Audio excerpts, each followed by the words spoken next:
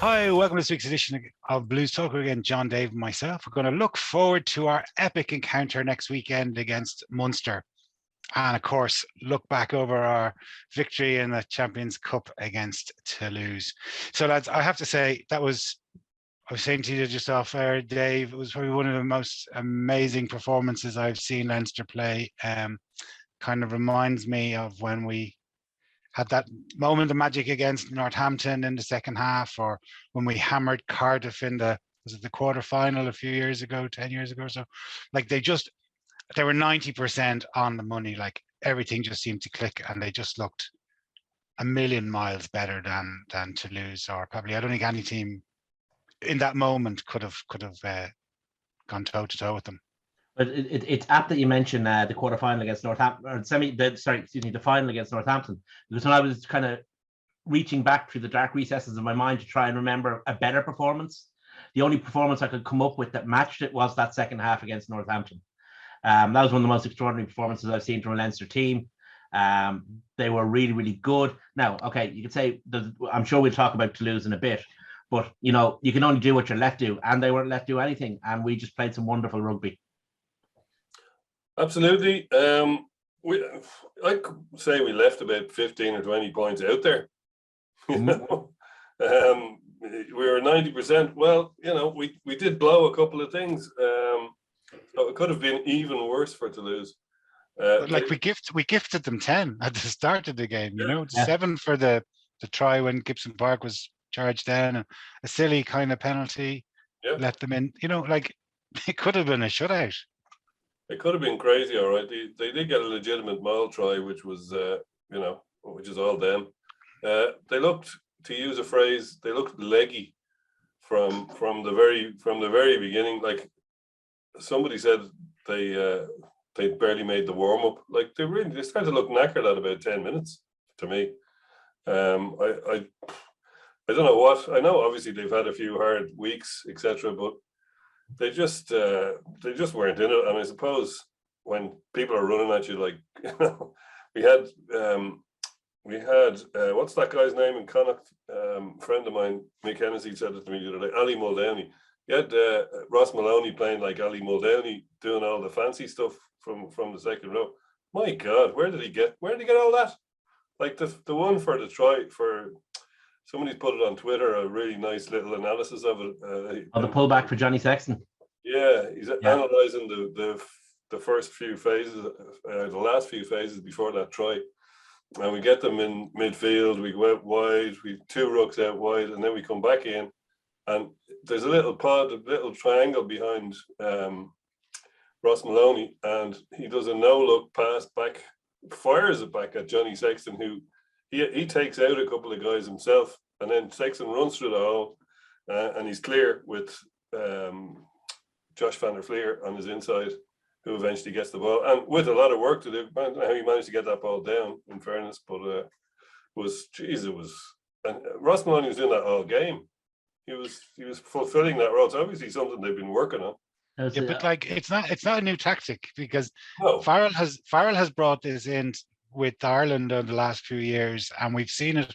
Like I was at one of the matches, and I was quite high up at one of the autumn matches, and you could clearly see the same kind of tactic, that a forward was taking it 2 hands to the line and then whipping it nearly behind his back to Sexton to, like it was. But I tell you, I remember at this. So myself and a couple of lads were talking about, like who's the most improved player this season, and we were obviously, you have to go through and say Van der Fleer and the usual suspects. But tell you what, Ross Maloney he's kind of this very unfashionable sort of player, like say James Ryan came into the team. You asked a question yesterday, John, of one of the 3 Leinster players who was capped for Ireland before they played for Leinster, so James Ryan came in with this huge reputation from schoolboy, brought through very quickly, and all of a sudden he's an international before playing professional rugby. Ross Maloney is almost the exact opposite. You know what I mean? He's become this, I don't know how old he is, 25, 26, but like sort of this you know, like a Gary Pallister back in the day for Man United, just kind of never going to be, or Steve Bruce, you know, never really going to be capped, but just rock solid. And then who knows, he might go away with the team to New Zealand. The obvious comparison is the one we made last week. He's Leo Nouveau. Yes. He's the new Leo Cullen, and very similar in many ways. Probably underrated a bit, seen as a certain type of player, but you know, capable of being that type of player at the highest level. Yeah, but like similar to sort of him, similar to Leo, say, have kind of, you know, there's rock stars ahead of him. You know, would say back in the day with Leo, it was Mal O'Kelly there for a while, and then you had Paul O'Connell was coming through with Dunicker, who went on, you know, both those lads, well, you know, won loads of things for Munster, but also won loads of caps for Ireland, went on Lions tours, where Leo just got a limited number of caps, but was a super solid club player. And, you know, it's not too dissimilar to Maloney, whereas you've got the Ryan and Blair in front of him.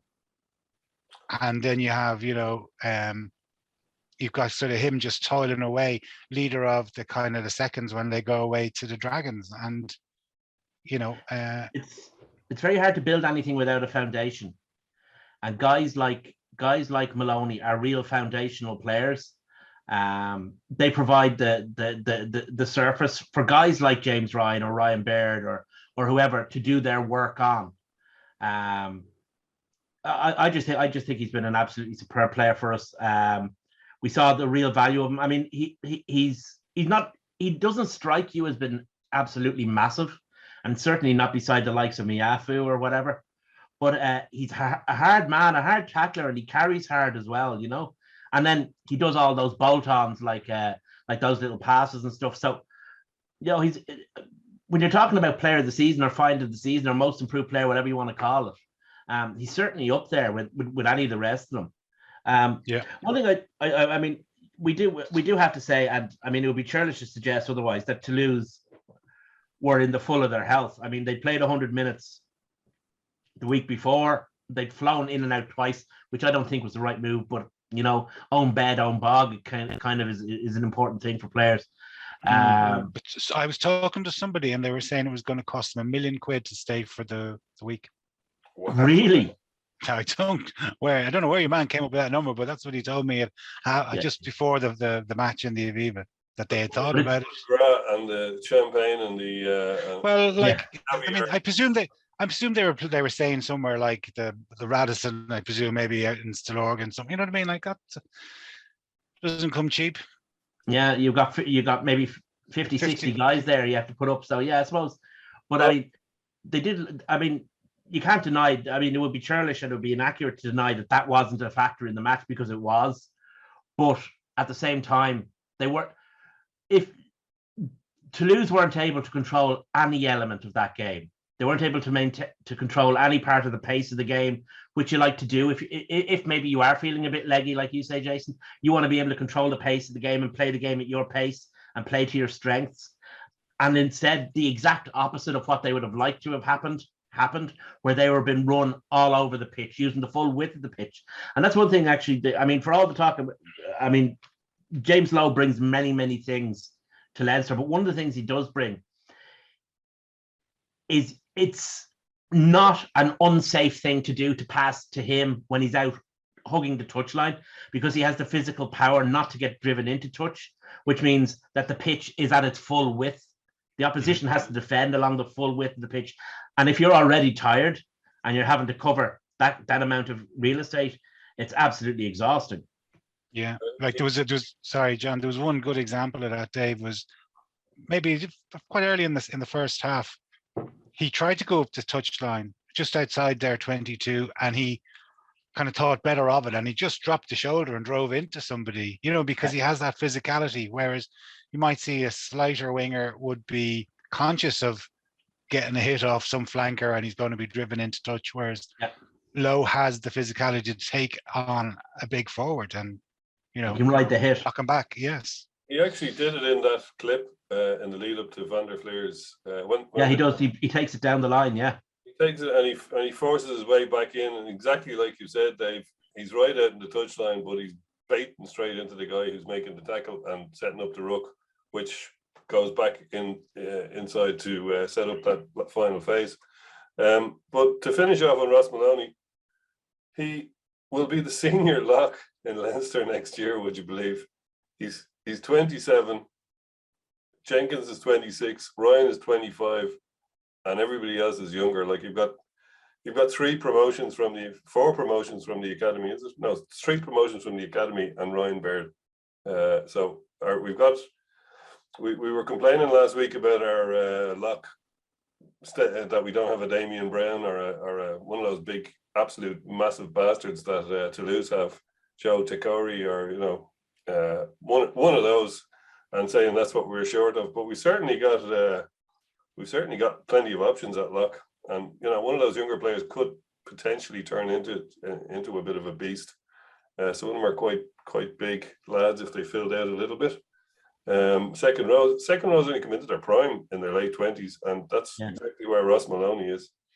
I think on match day we said, not only, when the team was announced, we said that not only have we got the Ireland, we've got a lot of Ireland capped players. We actually have the Ireland first team, bar Ross Maloney and Jimmy O'Brien.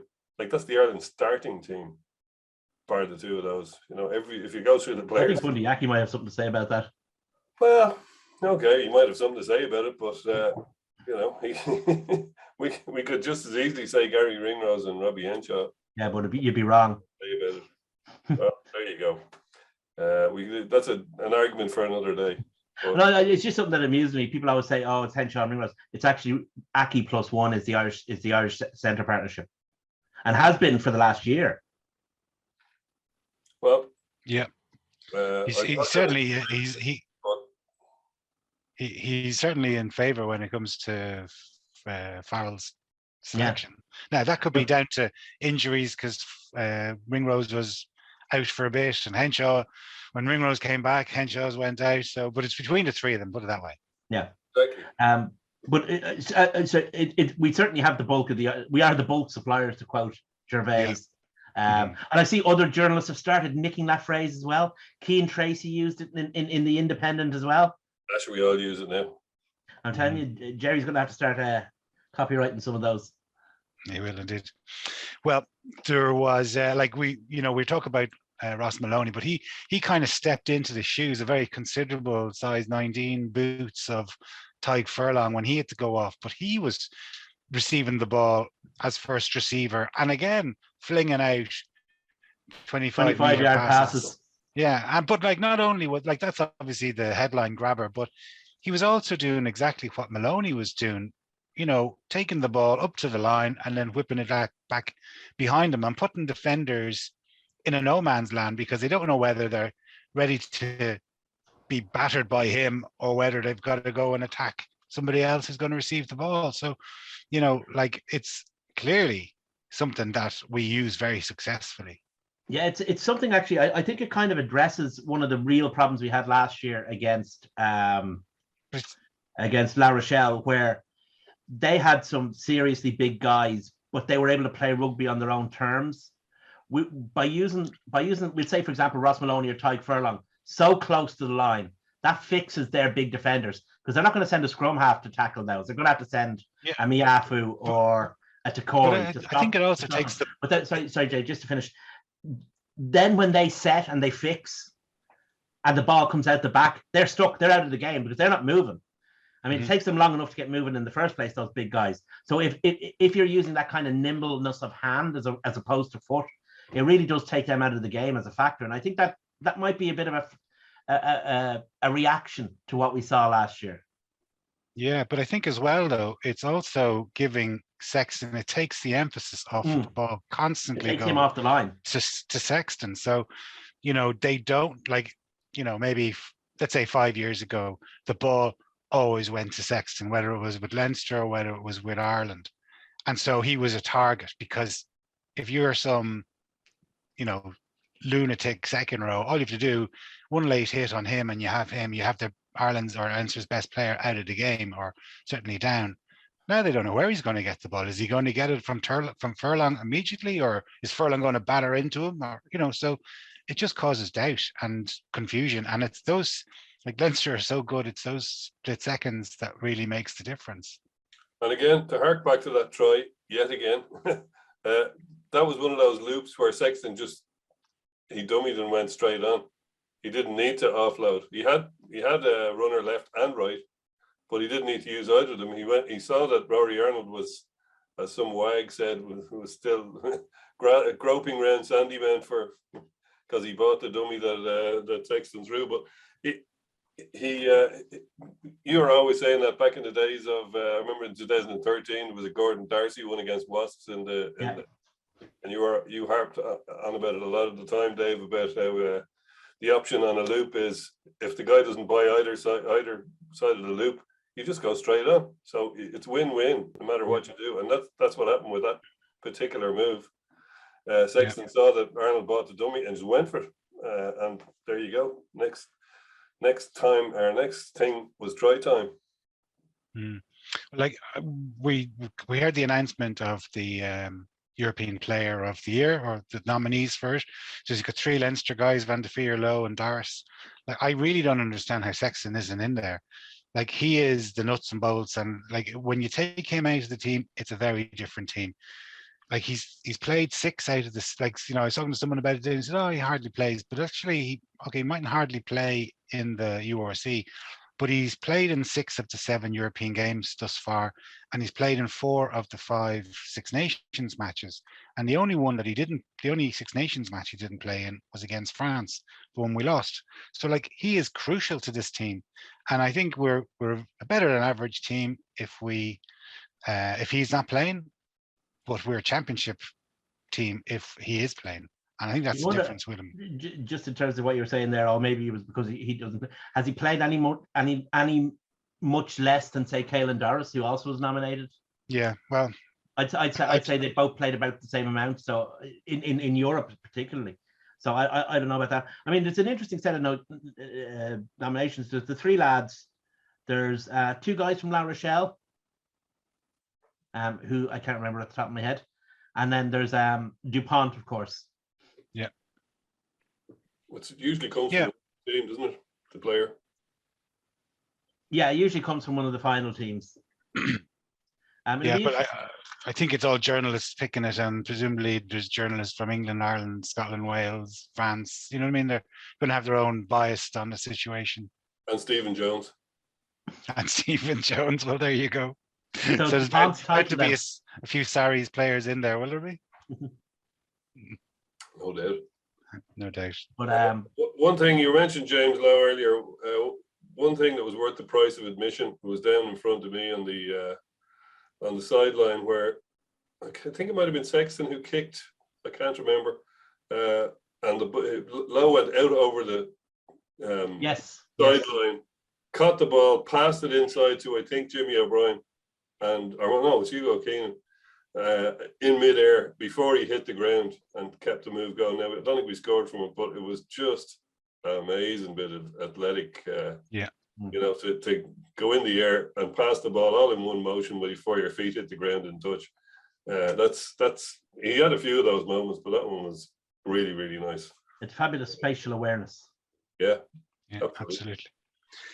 So, like, we got a very decent crowd there. There was 42,000 and change, which was a pretty good job. Like, I think Leinster had EPRC had a fairly tough job to try and get those tickets away, but they did sort of price them pretty reasonable, insofar as, they knew that there was, obviously, as I think we said before, lots of people renewing season tickets. You had, people who are paying out for a lot of extra knockout stage matches and so forth. So we get 42,000 in 5 or 6 days on sale. It is a pretty good achievement to them.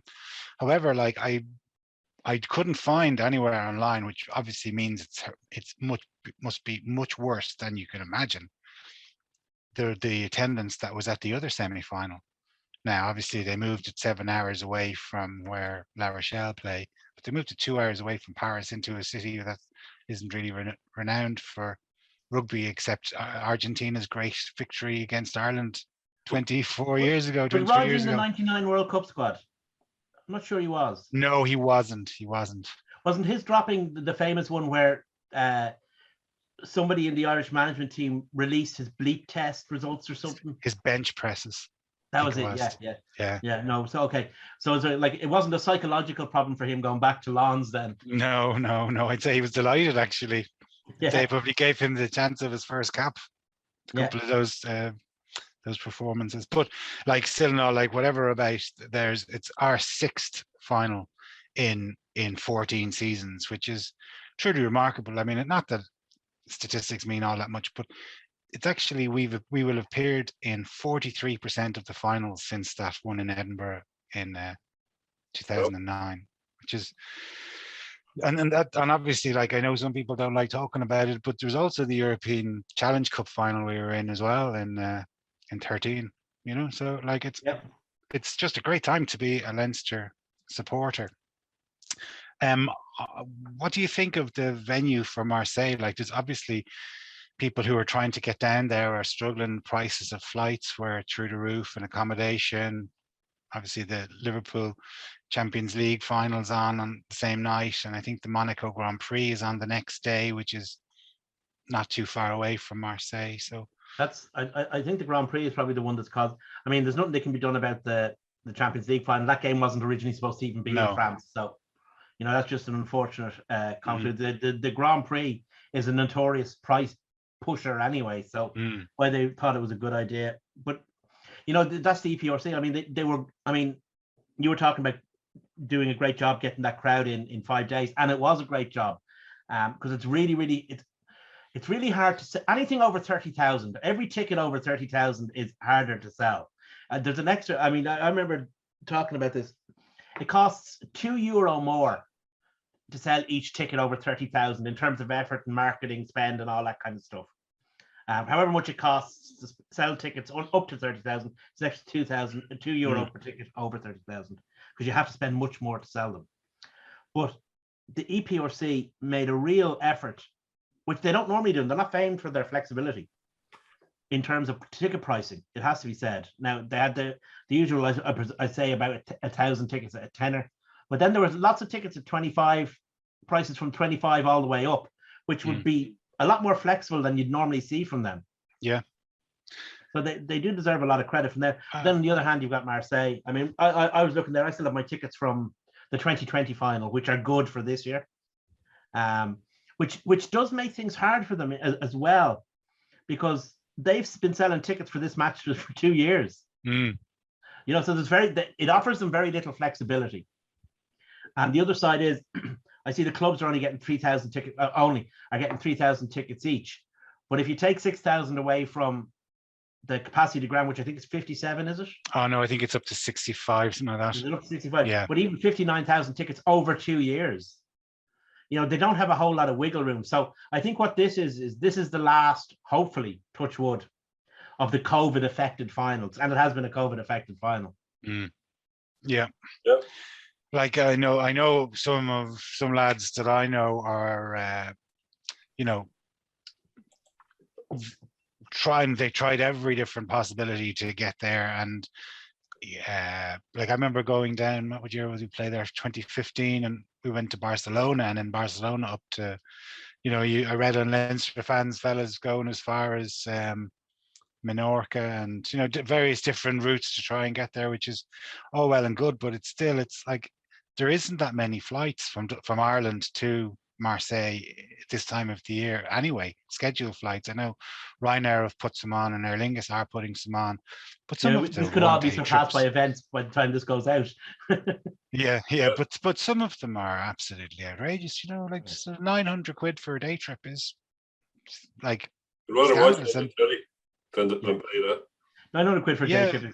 It's a lot of money to go. It's a lot of money to go for a day, I have to say now, you know, like, and I know it's a final, but it is stretching people to the limits. I can understand a certain amount of, you know, price increases because of the current fuel situation. Fuel is more expensive, but not to the degree that seems to be being I want to say gouged, but I won't. I'll say charged. Yeah. Okay. Well, like I know some of they released the price, flights yesterday, and they released them. I think it was out Friday, back Sunday for 440. I checked later on in the day, you know, maybe 8 hours later, and they'd gone up to 700 quid. Like, that's savage. They went up within an hour, Jason. I was actually looking at them myself, and I actually had them for 440, and when I went to the checkout, they were 700 quid. Oof. Like within an hour of them being announced. Yeah. So yeah, I actually booked to go to Carcassonne. Had it all set up, but unfortunately, there's a few things that it was from Thursday until Tuesday, and it was just too long. A few things I can't get out of. Yeah. So I think it will be my first of the 6 finals that I will miss, unless something very strange happens at the last few minutes. But I'm resigned to missing it. I was kind of resigned to missing it all along, because even before the semi-final, it was just too, you know, unless you booked it back 3 months ago, it was just Yeah. too. I booked it. We booked it 3 years ago. And did they carry over, Dave? No, the flights were refunded, or we got vouchers on the flights. So and the tickets are still good. Like, so I'm them on. I'm not unless Aer Lingus come up with some super mega cheap pricing tomorrow. It ain't happening. It's just too expensive. You just can't justify it.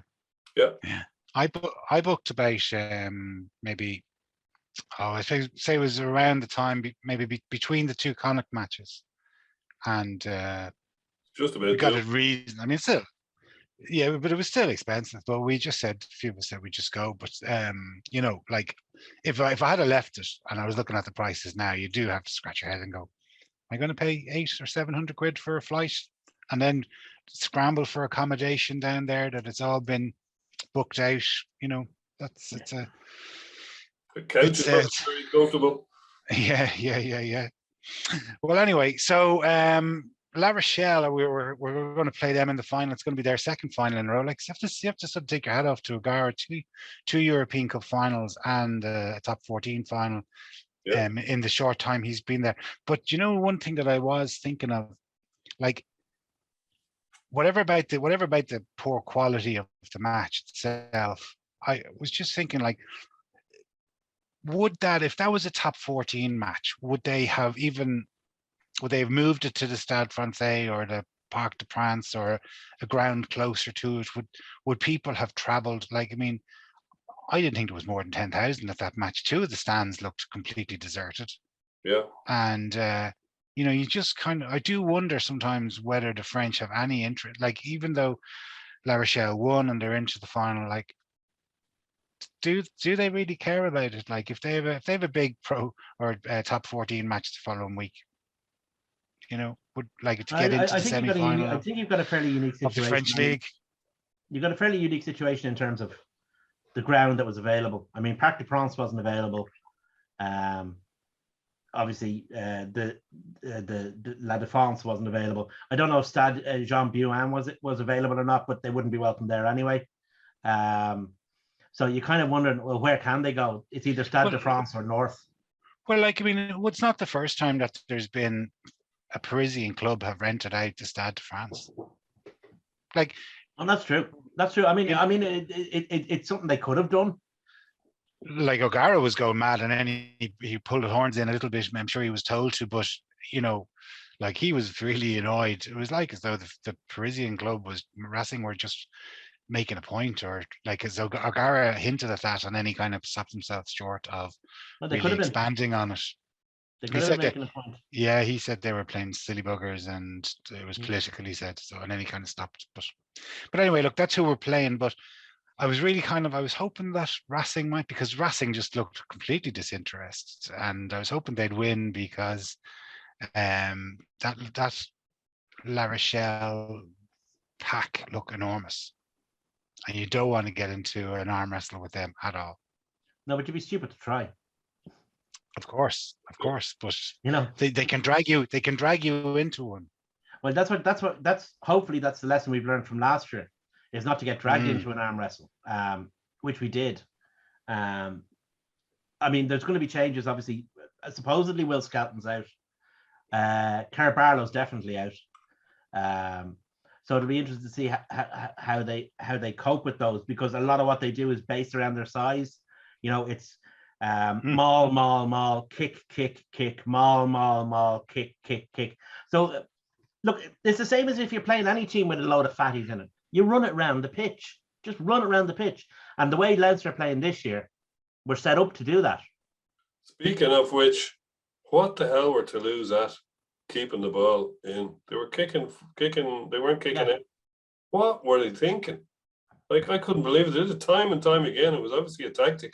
It wasn't that they missed touch. They were kicking it to our back three all day. I couldn't get my head around it. Of all the things they wanted, it wasn't our back three running back at them in possession. I think they were a bit worried about their line out.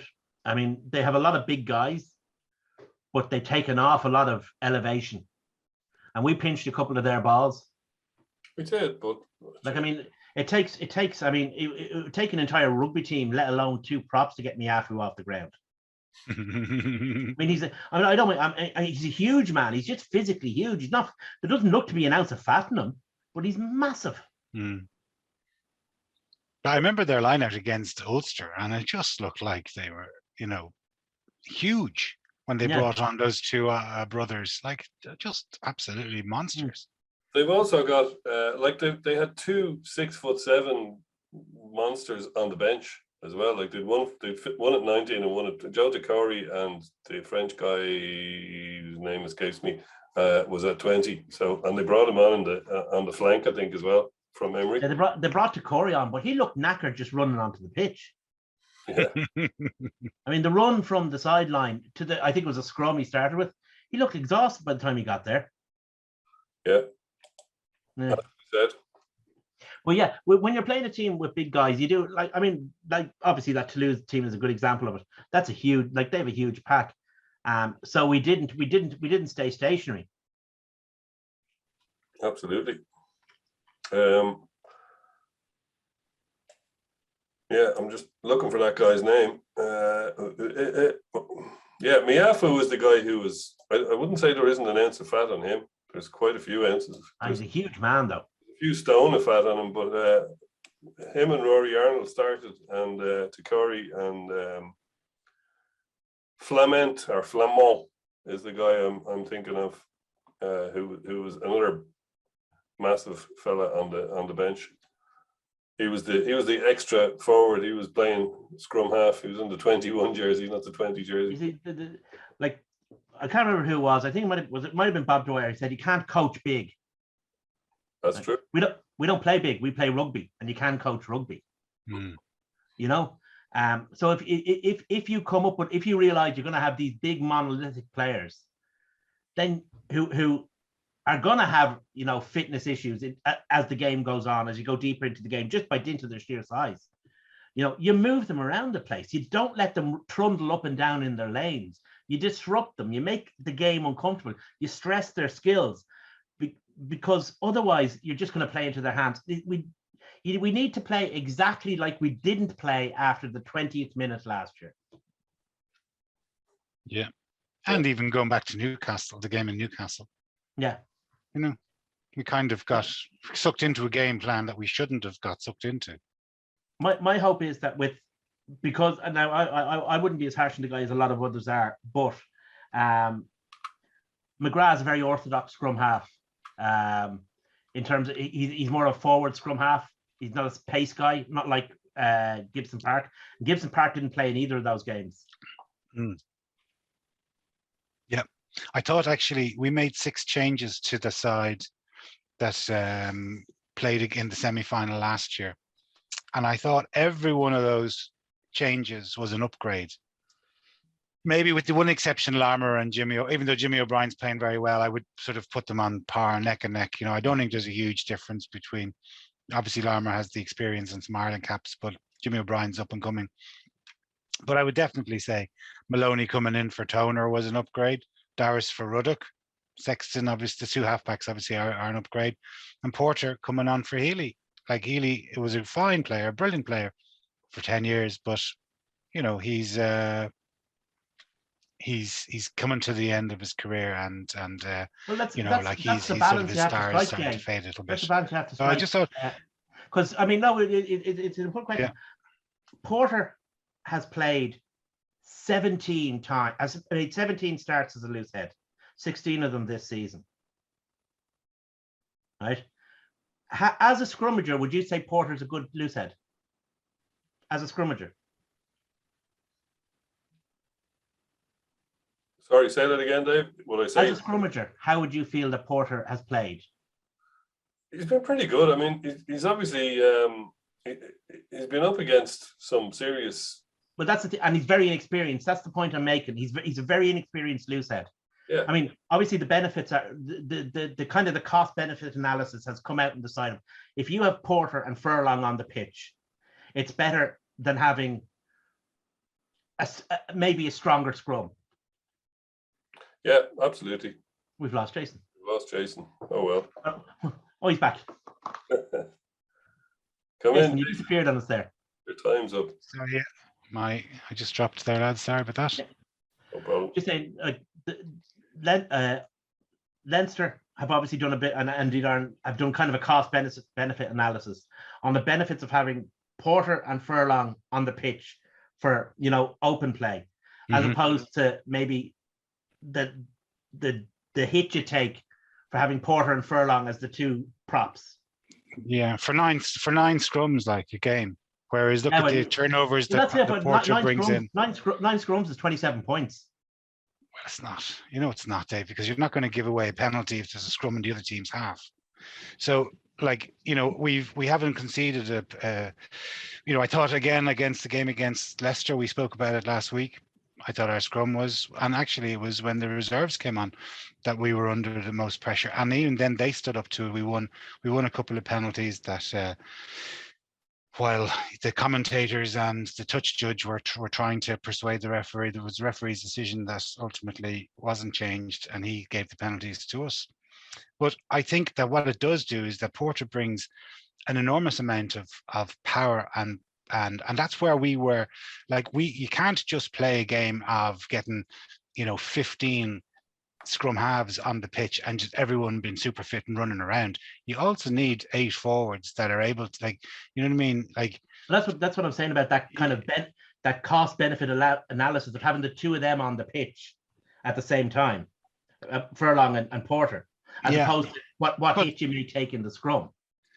Yeah, but I think, like, I do think that Healy's power as a loose head scrummager is starting to wane a bit too. But then, you know, and then also, like, I would say that I think our pack is I don't think it's an attacking weapon from a scrum. We are able to hold our own and not been mullered off the ball. But as regards dominating another scrum, I can't really remember an Irish team ever doing that. You know, I would still.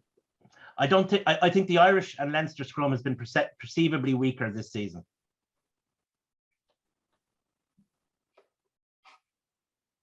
Sorry, David, say that again. The Irish and Leinster scrum has been perceivably weaker this season. Yeah, but like, I think if you're going to move Porter into the loose head that's position, what I'm saying. like, he's only played 16 games or whatever. That's exactly it. Like, it's going to take him a period of time to adjust to the position. The thing is, when did he 23, 24? Probably, yeah. Sure, he's only a gossin for a prop. Yeah. So it's all these kind of, those are all the kind of the things you have to look at. Yeah, and like, you know, well, I suppose he's going to get fairly a fair bit of experience now in high intensity games. If you consider he's going to play Toulouse last week, La Rochelle in a couple of weeks' time, and probably or possibly one of not two of the South African teams in the knockout stages of the URC. So, you know, it'll give him, it might be a bit more of a challenge than when he will come up against, you know, the pack from Edinburgh or the pack from Llanelli. Yeah. Yeah, he's 26, by the way. He beat when they beat the All Black, the Baby Blacks in 2016. Let's not forget that's 8 years ago or whatever it is. 6 years ago. So you could, I mean, with the help of God and the super goats buttermilk, you could reasonably expect him to last another 10 years. Oh yeah, absolutely. Like you know yourself. Although look at Cian Healy. Cian Healy made his debut against the Borders in 2007 for Leinster at 19. He's now got over. He's heading for 300.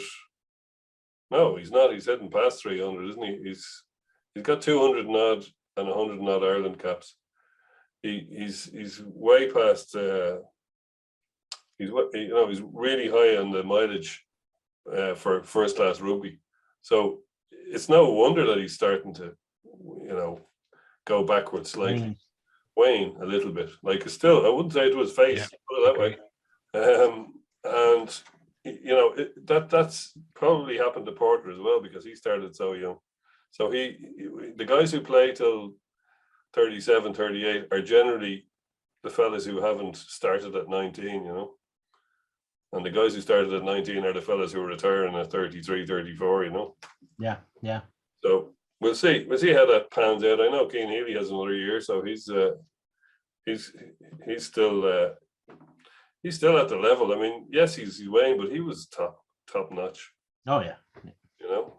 And kind of nearly and did it twice, if you like. Yeah, he rose to the top when he first came in, and then after he got that injury and Jack McGrath kind of stepped in and started taking his place, he came back again strong. Yeah, Jack McGrath was eating his lunch for a couple of years before he had his own injury issues. Yeah. So we obviously we're going to park the Champions Cup for a moment, but we obviously have a very big game. Well, we don't have a big game. Munster have a big game next Saturday in the Aviva. We have a contractual obligation. Yeah, but don't forget, lads, if we lose this, we're on a 3-game losing streak in the URC. So there's still a lot of pride to play for. We've got, if you think of, like, I think it's an opportunity to give some of the guys that were in the reserve an opportunity, like Luke McGrath and Ross Byrne, for example, have only played a couple of minutes at the end of the last number of games. I don't think they went on tour down to South Africa, so they're obviously short of match practice.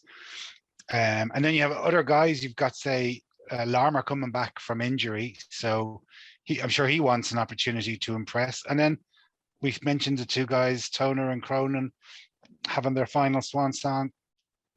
Like it's probably going to be a big occasion for those guys. Probably the last chance they might get to run out in the Aviva.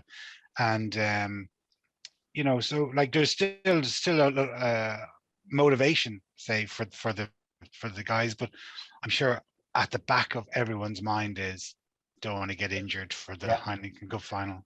Well, I mean, it's interesting that because there's two schools of thought. One is that the guys who haven't played that much, the guys who'd be in the first 23 but generally bench, like McGrath, like Ross Byrne.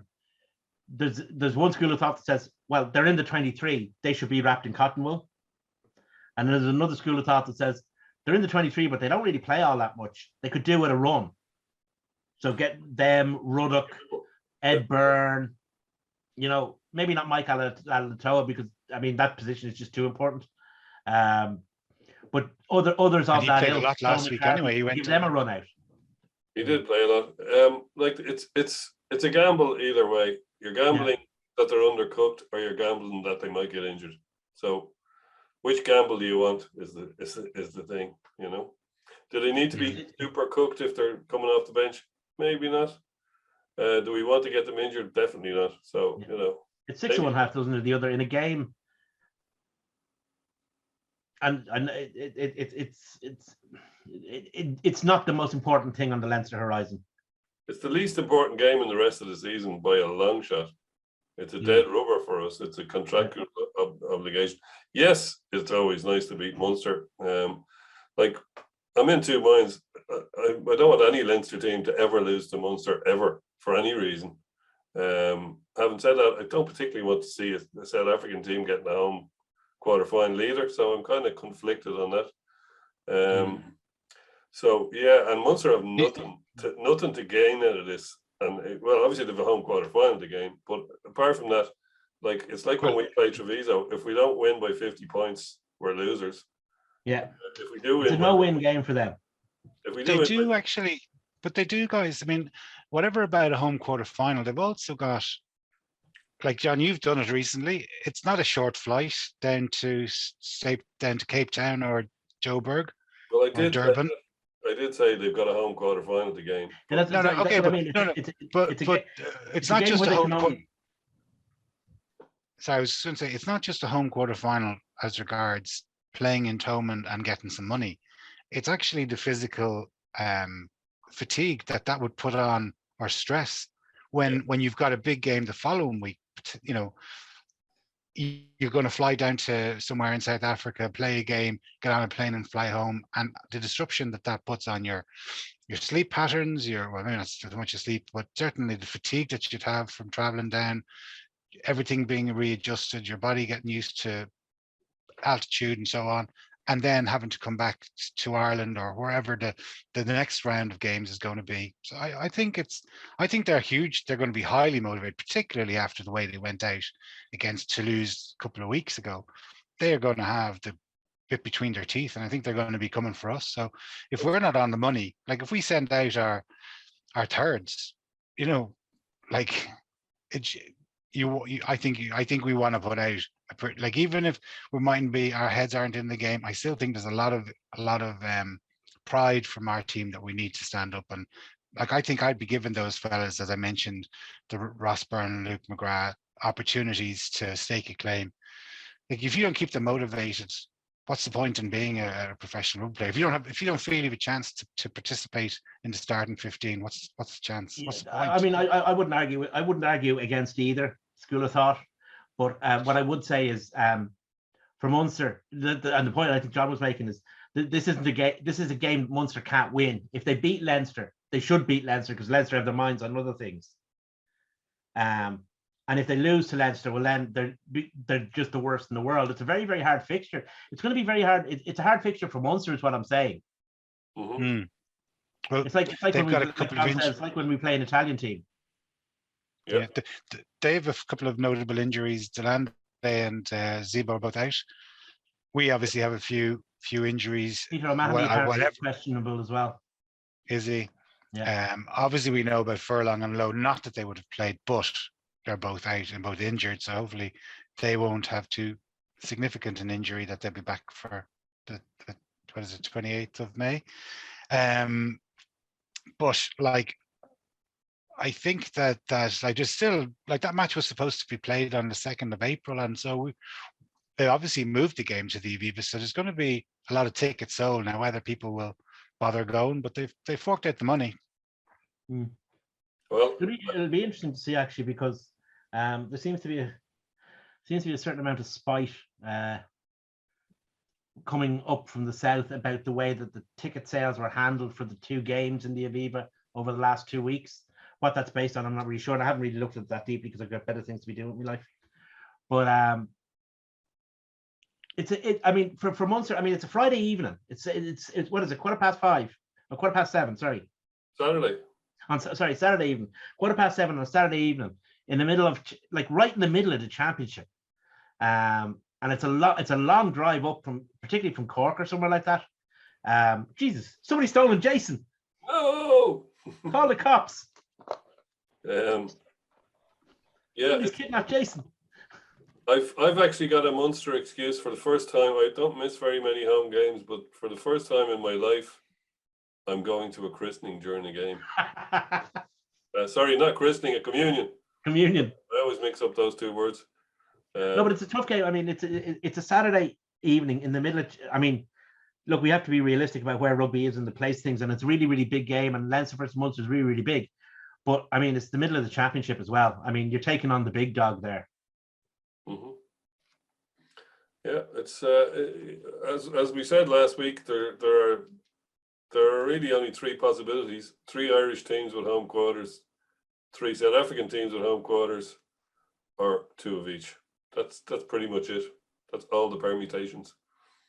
So if Munster, it's all on the Munster and the Ulster game. If Munster and Ulster win their games, they're in the home QFs, and if they don't, South African teams are in their place. Nice and simple. That's like saying, John, there's only 3 options in a match: win, lose, or draw. Well, there are Scottish teams in there who none of them can reach the home QFs, so it'll confuse some.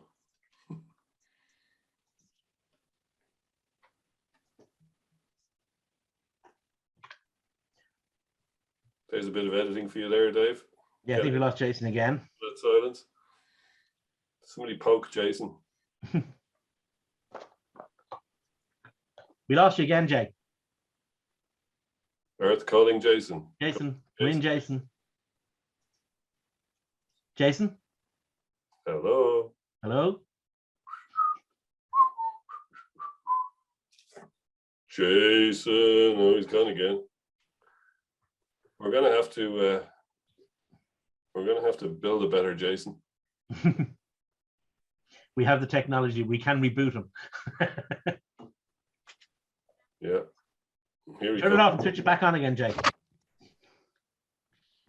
Sorry, guys. I'm not sure if I think every fucking internet piece of equipment is on in my house from my girls. I don't know whether that makes any difference, but I'm blaming them anyway. Slaps need to be administered. Okay. Will we look at readers' questions? Yes. All right. We have one very good one actually. The spoofer wants to know, what does Kieran Treadwell do better than Ross Maloney that sees him in the Irish squad ahead of Ross? Absolutely nothing. Yeah, I would suggest certainly since Christmas, nothing. I'd say. I mean, and Treadwell's a player that successive Irish coaches have liked a lot. Joe Schmidt brought him to Australia that time. He's a decent player. Ross is a decent player. I'd say Ross is in better form right now. So I'd say Ross will probably be the one who gets tipped whatever nod is going from Farrell next.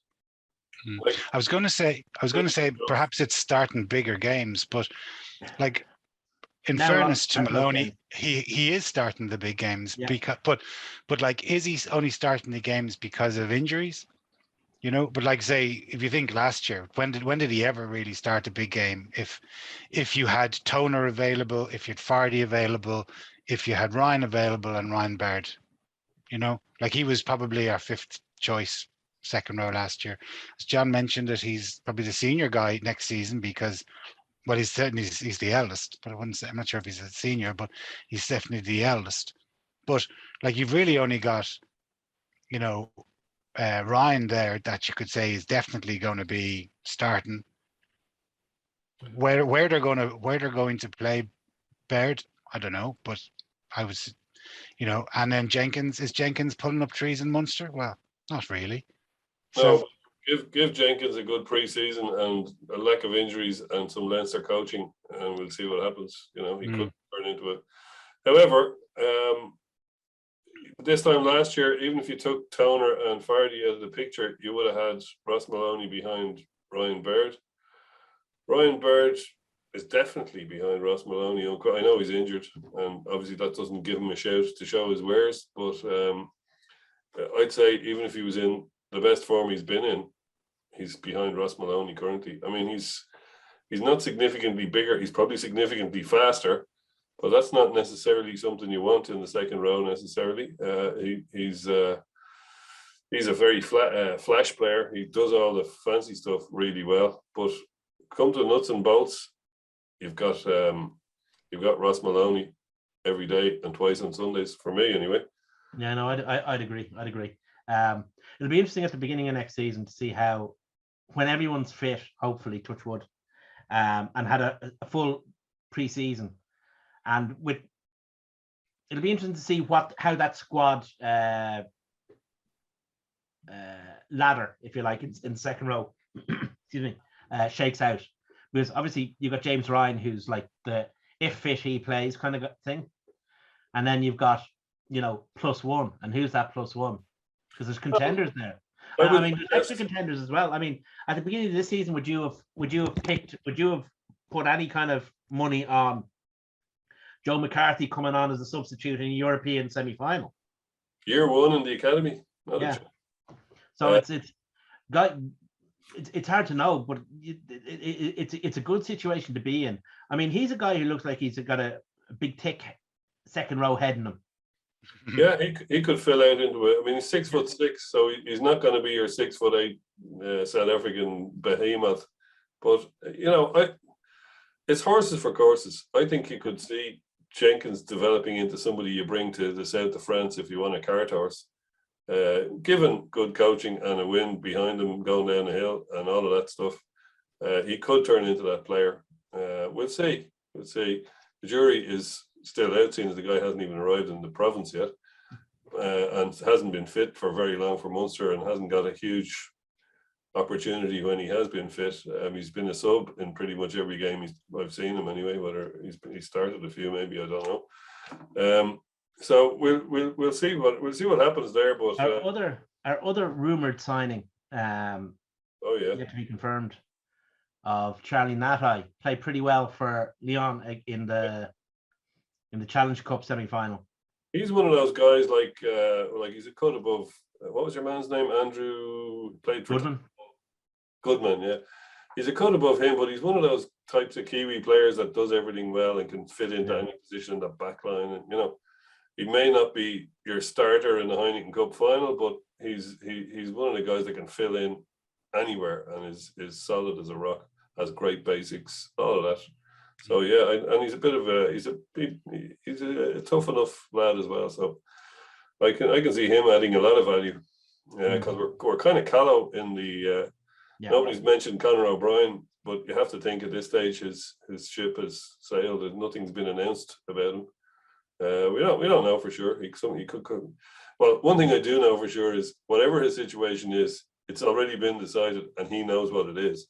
It's just that it hasn't been announced to the public yet. Leinster like to do that, but you have to think that he's off, and that's one of the reasons we're signing that guy in the first place. So we'll see. Watch this space, but we've a lot of. It's driving Jim Hamilton absolutely nuts, and the other guys on the English pods, because they already see Leinster and in the final of the European Cup, and winning the URC. Obviously, the whole hairy chestnut of resting players. Well, resting players, but salary cap doesn't, and then we signed this lad into the centre when we've already got pretty much the Irish backline, bar Bundyaki. So I just listened to a little bit of their podcasts before we came on, and there have been conniptions. So it's great to hear them being wound up a little bit because of it. Yeah, why not? The basic thing is we've all got different ways of running rugby in our countries, and it swings and roundabouts. Sorry, lads, you've got a lot of advantages over in England, but we've got an advantage in that our union run everything. Yeah. Well, on the one of the comments was for the salary cap in the UK now it's 5.5 million, and they reckon that that's the equivalent of 6 Tig furlongs. So someone that wrote back and said, well, I think you probably win the Gallagher Premiership if you had 6 Tig furlongs in your team. I just can't understand why those English clubs don't just increase their salary cap. Well, they're afraid of going bankrupt. Oh, so they're bad businesses. Yep, there you go. That's you see. That's the reason why you need a salary cap in the first place. To reward mediocrity. Communism. So, do we have any more questions, David? Just yet another question on what's shown on the big screen in matches. Look, a referee looks at the refs a match based on what he sees on the big screen, has refed his last match. That's the end of it. Okay, so a couple of bits of news. Obviously, it was announced yesterday, probably just confirming a rumor we've all heard for a long time, that Felipe is heading off to pastures new, back to Argentina to assist Michael Cheika. Pampas new, Jason. Pampas new. Yes, that's true. So he's obviously going back to work with Czechs. So that's very exciting for him, and a big promotion, I'd suggest. But I would get upset about leaving, but he keeps leaving and coming back. So we'll say goodbye. We'll say till next time. Exactly. But I do think, like, especially when we see how well the backs are starting to hum at the moment. So there's going to be a loss. But I suppose maybe on a more macro scale of things, you think Leamy's going, or rumored to be going to Munster. Felipe's going to Argentina. Like, it was hinted in the newspapers at the weekend that Leo could be taking over from Mick Dawson's position. I don't know whether it's going to happen, but like it could be a lot. It could be a lot of change at the end of the season in our coaching staff. Well, Leo signed on for another year, so that's if that is happening, it's not happening this season. Felipe, Checa putting the band back together. That's always going to be an option. I looked it up today because somebody said they hadn't heard that. It was in the Irish Times on the 9th of March, so it's not like a new out of the blue. And it was kind of put it forward as a done deal. Okay, it wasn't confirmed, but yes, it was finally confirmed today. So, it's not like we heard a few rumors from a bloke who knows someone in the IRFU. It was in the fake national newspapers on the 9th of March. If he's off, you can be guaranteed that his replacement's already been hired. Yeah. Who that might be, I don't know. Somebody asked us that last week, actually, and we never gave them a straight answer, but basically, we have no idea. The Ratchers, who it is, or who it might be. You never know. It could be, who knows? It could be anyone. It could be Tony Brown. It could be anyone. Mike Prendergast has been moved. Who is? Oh no, I was just thinking. Is there anyone left on the English World Cup coaching squad in 2015 that hasn't got a job? The masseuse, the magic sponge man. Yeah, that's our new back coach. Unfortunately, Mike Catt is already with Ireland. Otherwise, he'd be the man. They never go in that direction. That's one of the things about being run by a union. Nobody ever goes from national team to province. No, I was just wondering if there was anyone left from that squad that wasn't in the Irish system. No, I don't think there is. No, I think they're all in. It is quite strange, though, isn't it? Isn't it? Like, yeah, particularly the way it all ended for them. Like they had been. Well, they weren't winning Grand Slams. They were winning 4 out of 5 matches. Yeah, along the way, winning championships or losing championships on points difference, indeed. Yeah, and then obviously it all went sort of tits up on their home World Cup in 2015. But like, that was one decision could have gone the other way if Rabshaw had taken his points instead of gone for touch. Might have been all different against Wales that game. I saw a great tweet there last week from a guy, Graham Love. He's an Edinburgh fan. He used to be on this forum years ago. And he says, it's great now that the World Cup is going to be in the United States in 2031 because once that happens, England won't be the only home side to ever go out in the pool stages. From a Scottish rugby fan, I hasten to add. Yeah, didn't they had a very poor ending to their World Cup? If I remember that in that 2015 World Cup, Scotland, they were a very dodgy decision against Australia, wasn't it? The man ran off the pitch and kept referee. Going. That's right, he did straight into a taxi. Yeah. Yeah, absolutely. So anyway, boys, no more questions from our viewer. That's it. Oh, I just want to say hi to Craig and Cthulhu, who I met at the Sandymount House there on Saturday. It's nice to see you. So if you see us out and about, particularly Jason, because he loves to be interfered with. No, if you see us out and about, come up and say hello. It's always nice to meet you. Yeah, I was in the Jacks in that very same hotel one time about 5 or 6 years ago. And I think it was. Were you driving a car, James? A guy recognized my voice, didn't recognize me, but he said, "Oh, I know that voice. You're in that." I didn't say, "Oh, I know that Todger." That's another story. We keep that one for on tour. Yeah. Exactly. Well, anyway, boys, as ever, thanks a million for watching. If you are following us, Facebook, Twitter, not Instagram. Oh yeah, and we're starting a GoFundMe to buy a new router for Jason. Yes, please do. Anyway, thanks a million. Cheers. Thanks for watching. Bye bye.